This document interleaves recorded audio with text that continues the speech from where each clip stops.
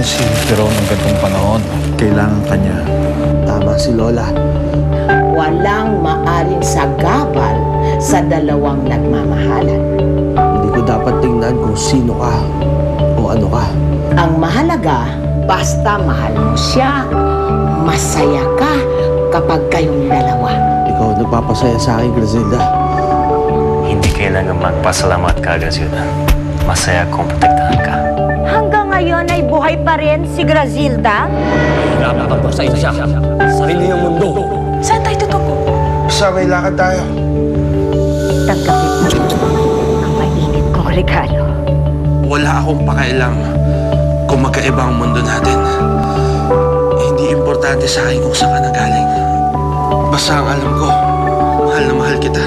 Balang araw, ako naman ang pupunta sa mundo mo. Kahit saan man tayo dalhin, basta't magkasama tayo.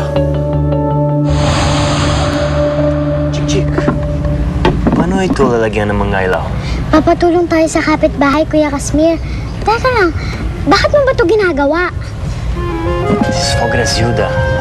Gusto ko patunayan sa kanya how much I love her. Kuya, ayos ka naman eh. Kaya lang, di ba may Eric na si Ate Grazilda? Hindi, Chik-chik. Magkaiba sila ng mundo. Kami ni Grazilda ang bagay para sa isa't isa. Hindi siya sigurado kay Eric. Baka kapag nahanap ang ibang babae, maaaring iwanan niya si Grazilda.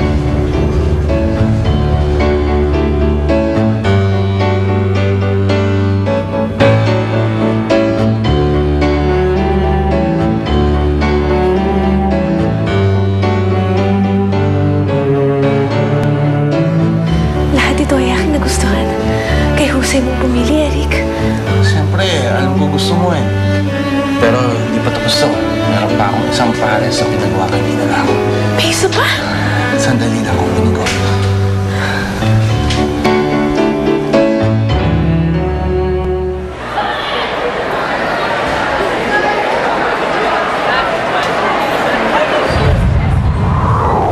Uy, wala ka po yun. Ayun o. Ayun o. Ah! Ah!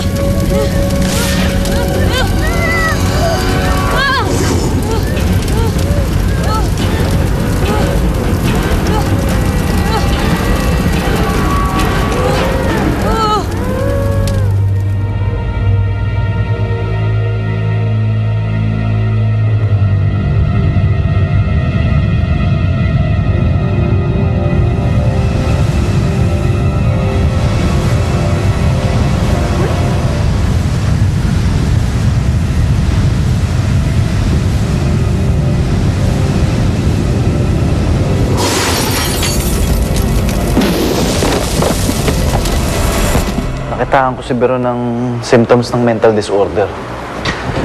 Maaring na-trauma siya sa insidenteng nangyari sa kanya bago siya nakita.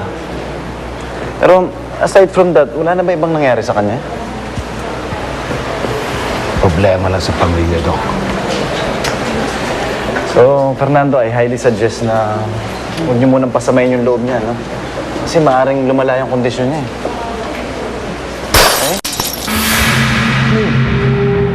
Beron?